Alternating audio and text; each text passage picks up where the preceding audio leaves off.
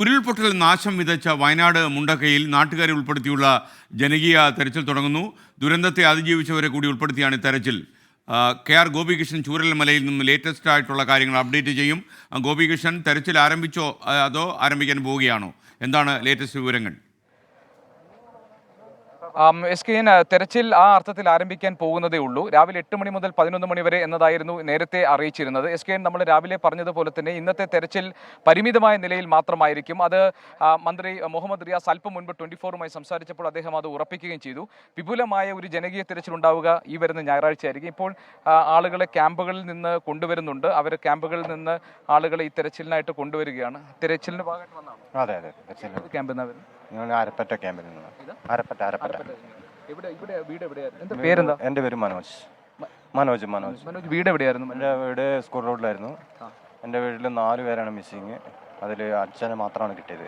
3 പേരെ എനിക്ക് കിട്ടാനുണ്ട്. അമ്മ അനിയനും അനിയൻ്റെ മോളും കിട്ടാനുണ്ട്. മനോജ്, ഈ നമ്മൾ ഒരു ഇത് ഇറക്കിയിരുന്നല്ലോ, ഒരു പട്ടിക ഇറക്കിയിരുന്നല്ലോ 132 പേരിൽ. അപ്പോൾ മനോജിന്റെ ബന്ധുക്കൾ അതിനകത്തുണ്ടോ? അവരുടെ പേരിലുണ്ട്. അതിൽ ഒരാൾ മാത്രം മിസ്സിങ് ഉള്ളത്.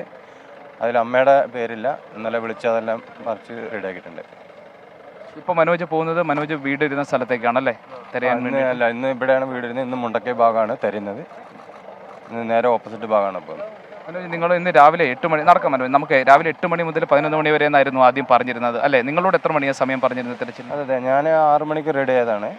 പിന്നെ എന്താണ് ആൾ കുറവ് മതി എന്നൊരു നിർദ്ദേശം വന്നതിൽ നിന്ന് ആളുകൾ കമ്മിയായതാണ്.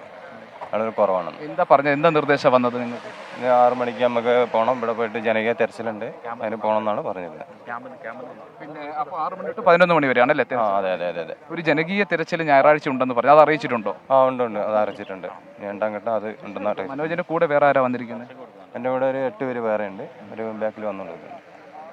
മനോജിന് എന്താ തോന്നുന്നത് ഇപ്പോൾ? എന്താ പറയുക, എൻ്റെ മനസ്സിങ്ങനെ ഇടിച്ചുകൊണ്ടിരിക്കുകയാണ്. ഇനി 3 പേരാണ് എന്നെ കിട്ടാനുള്ളത്. എൻ്റെ അമ്മയും അനിയനും അനിയൻ്റെ മോളും.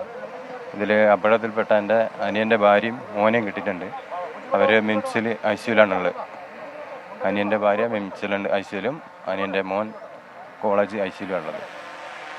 ദുരിതാശ്വാസ ക്യാമ്പിൽ ആരൊക്കെ ഉണ്ട് മനോജ്? അവിടെ എൻ്റെ ഫാമിലി ഉണ്ട്. എൻ്റെ ഭാര്യയും 2 മക്കളും ക്യാമ്പിലുണ്ട്. ഞങ്ങൾ 2 സൈഡിലാണ് താമസിച്ചുകൊണ്ടിരുന്നത്.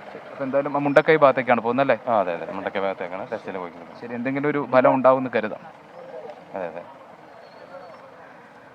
മനോജ് ദുരിതാശ്വാസ ക്യാമ്പിൽ നിന്ന് വന്നതാണ്. ഇപ്പോൾ ഈ തെരച്ചിലിന്റെ ഭാഗമാകാൻ വേണ്ടി വന്നതാണ് SKN. ഇതുപോലെ ദുരിതാശ്വാസ ക്യാമ്പുകളിൽ നിന്ന് ഇപ്പോൾ നമ്മൾ അറിയുന്നത് ഒരു ക്യാമ്പിൽ നിന്ന് 3 പേർ എന്ന നിലയിലാണ് അവരെ കൊണ്ടുവന്നിരിക്കുന്നത്. നേരത്തെ സർക്കാർ അറിയിച്ചിരുന്നതനുസരിച്ച് സർക്കാരിന് ലഭിച്ച പട്ടിക അനുസരിച്ചിട്ട് 190 പേർ ഈ പരിശോധനയുടെ ഭാഗമാകേണ്ടതായിരുന്നു. പക്ഷേ പ്രധാനമന്ത്രിയുടെ വരവുമായി ബന്ധപ്പെട്ട സുരക്ഷാ ക്രമീകരണങ്ങൾ ഏർപ്പെടുത്തുന്നതുകൊണ്ട് തന്നെ തിരച്ചിൽ അധികം നീണ്ടുപോകാൻ കഴിയില്ല. രാവിലെ 6 മണി മുതൽ വൈകിട്ട് 6 വരെ എന്നതായിരുന്നു നേരത്തെ നിശ്ചയിച്ചിരുന്നത്. പക്ഷേ ഇപ്പോഴത് 8 മണി മുതൽ 11 മണി വരെ എന്ന 3 മണിക്കൂറിലേക്ക് ചുരുക്കി. പക്ഷേ ഇപ്പോൾ തന്നെ തിരച്ചിൽ ആരംഭിക്കാൻ പോകുന്നതേ ഉള്ളൂ. സമയം ഏതാണ്ട് 9 മണി കഴിഞ്ഞു. അതുകൊണ്ട് ചുരുങ്ങിയ സമയം മാത്രമേ ഇന്നത്തെ തിരച്ചിലിന് കിട്ടുകയുള്ളൂ. നമ്മളോട് സംസാരിച്ച മനോജ് പറഞ്ഞത് അദ്ദേഹത്തിന്റെ വീട് ഈ ഭാഗത്തായിരുന്നു. അദ്ദേഹത്തിന്റെ അമ്മയെ മാത്രമാണ് കിട്ടിയിട്ടുള്ളത്. ബാക്കി ആളുകളെ കുറിച്ചുള്ള വിവരങ്ങൾ കിട്ടാനുണ്ട്. മുണ്ടക്കൈ മേഖലയിലേക്കാണ് ഇപ്പോൾ അദ്ദേഹം പോകുന്നത്. അവർക്ക് അറിയാവുന്ന സ്ഥലങ്ങൾ, പ്രദേശങ്ങൾ, വീടുകൾ, ആ സ്ഥലങ്ങളിൽ ചെന്ന് അവിടെ അത് അടയാളപ്പെടുത്തുകയും അതിന്റെ സാധ്യതകൾ എവിടെയൊക്കെയാണെന്ന് കാണിച്ചു കൊടുക്കുകയും ആ മേഖലയിൽ തിരച്ചിൽ നടത്തുകയുമാണ് ഈ ജനകീയ തിരച്ചിലിന്റെ ഉദ്ദേശം. മാത്രമല്ല ജനങ്ങളെ, അതായത് ഈ ദുരന്തത്തിൽ അകപ്പെട്ട് കാണാതായവരെ കുറിച്ചിട്ടുള്ള വിവരങ്ങൾ നൽകാൻ കഴിയുന്നവരെ, അവരുടെ ഉറ്റ ബന്ധുക്കളെയൊക്കെ കൊണ്ടുവന്നാണ് ഈ തെരച്ചിൽ. ഇതിന്റെ പ്രത്യേകത എന്താണെന്ന് വെച്ചാൽ